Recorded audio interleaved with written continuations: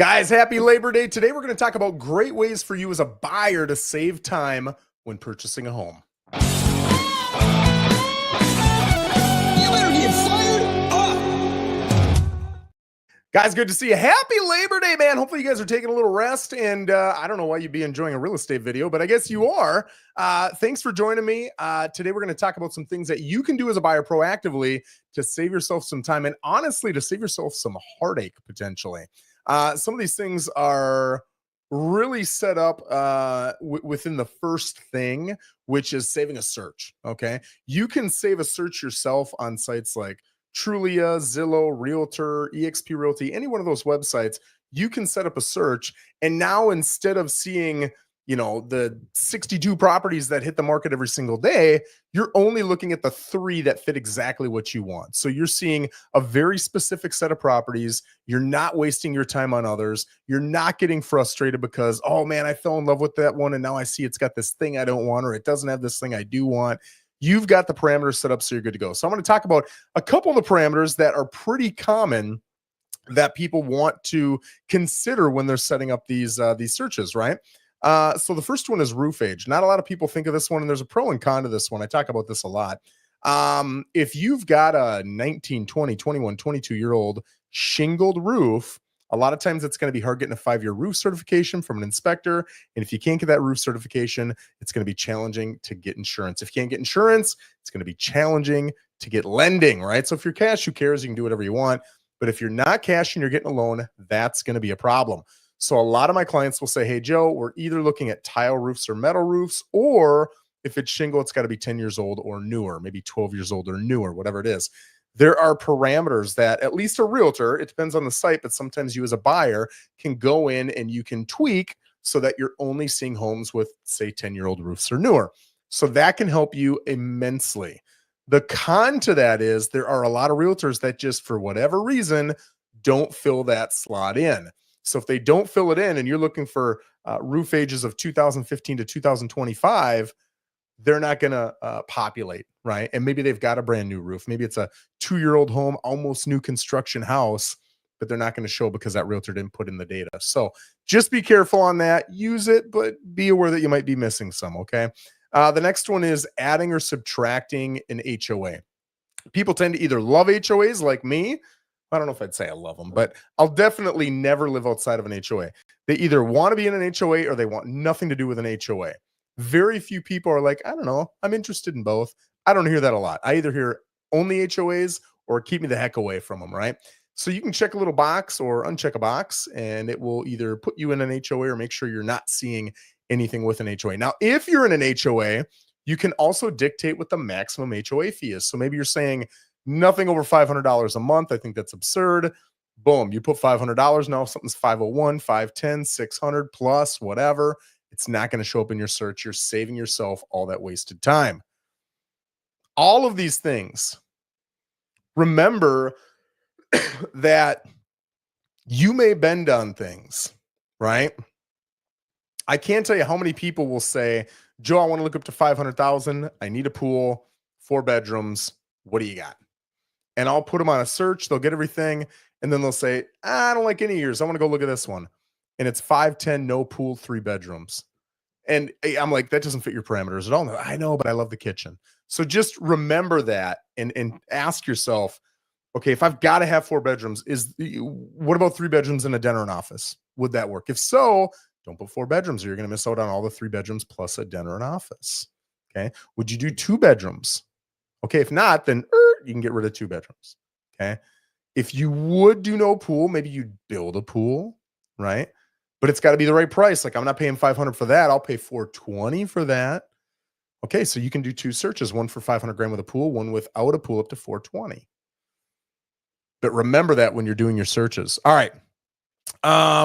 Do your research first. So instead of, I can't tell you how many people want to go look at homes because they get so excited to look at homes. We'll look at 5 homes and they'll say, well, this one doesn't work because it's got well and septic. And I would never do well and septic. This one won't work because it's a 55 plus. And either I'm not 55 or I don't want to be around a bunch of old people. This one won't work because I've got 3 Dalmatians and you can only have 2 dogs in there. This one won't work because I've got a large commercial vehicle and it's got my logo wrapped all around it and they don't accept logos. A lot of that can be done in research beforehand. And if you tell your realtor, hey, here's my situation. I've got 3 dogs. I've got a truck with my logo wrapped around it. Blah, blah, blah, blah, blah. Whatever your situation is, now they don't want to waste their time either. They don't want to waste your time. They want to look professional in front of you. They're going to go hunt that stuff down and make sure that everything you're looking at fits that criteria, and you're going to save yourself time. So I always tell people, if you're looking at 15, 20 homes, you're crazy, because there aren't 15, 20 homes that should fit what you're looking for. If you're really digging into it, you're really doing your research, right? And even if there are, I mean, my gosh, you've got to agree that home number 1 on paper is way better than home 15, right? I always say that 8 to 12 range is kind of peak. Sometimes we'll go out, show 4 to 6, and you find something you love, which makes sense. If you've got 12 that fit and you've only got time to look at 6, you're not picking a random 6. Everybody is going to pick the best 6. And then if none of those excite you, you're going to pick 7 through 12 next. So I always warn people, if we're going out a second time, we're probably looking at tier 2 houses. They're not going to get better. All right. They could, but in most cases, you're going to say, ugh, the first day was much better than the second day. Well, that's because you picked the best ones. It makes sense, right? So those are all things that you can kind of dig into. Run your numbers with your lender. That's another one I see happen all the time where, hey, I talked to my lender. I'm pre-approved. They got my income. Everything's good to go. Let's go shopping up to whatever, $500,000. Now we put an offer in on a home that's $500,000.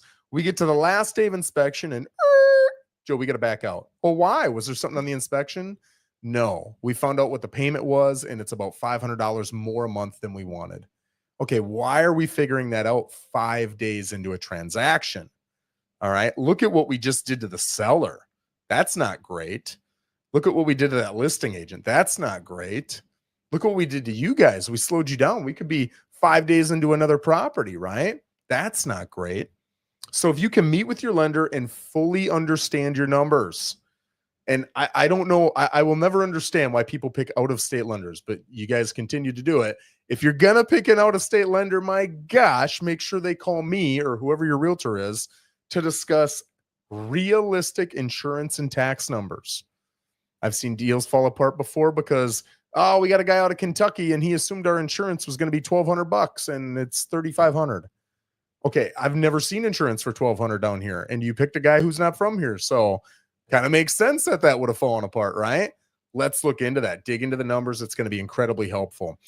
Next one is get your pre-approval. If you get a pre-approval letter, it's going to save you when you want to put that offer in, and it's, let's say, Saturday 2 days ago, and you're like, hey, Joe, I want to put an offer in. And I'm like, well, I need a pre-approval letter because they're not going to accept it without one. Well, let's call our lender. Oh, they're not until Tuesday. Now we lost Saturday, Sunday, Monday, and probably half of Tuesday. You're risking losing that home to other buyers. And people will say the most ridiculous things to satisfy their ego, like, well, if it's meant to be, it's meant to be. No, not if it's meant to be, it's meant to be. If it's meant to be, you would have had your butt in gear and you would have had a pre-approval ready to go so that when that time pops up, boom, you've got that letter. You can put that offer in and you look fantastic. And possibly on a day when there's another buyer interested, but they can't get their lender going until Tuesday, right? So now you're situating yourself very well. Lastly, I can't even read this. What does that say? Oh, my gosh. I write like a doctor. Run it through underwriting. So you can actually ask your lender to run your file without a house. You haven't picked a house yet. You haven't put an offer in yet. You can ask them to run it through underwriting. Now, instead of taking maybe 25, 30 days to close, it's going to take 10 to 14. Shortens it up a lot. When we see offers like that as listing agents where they've already gone through underwriting and all they got to do is throw this house in there, they need 10 to 14 days to look at it and bada bing, bada boom, we're closed. That's pretty attractive as a seller. So now if we've got multiple offers we're looking at, we're probably leaning towards that one. All other things the same. If you're 5, 10 grand low, we're probably leaning towards that one, right? It makes sense. So guys, there you go. There's some ways to save some time.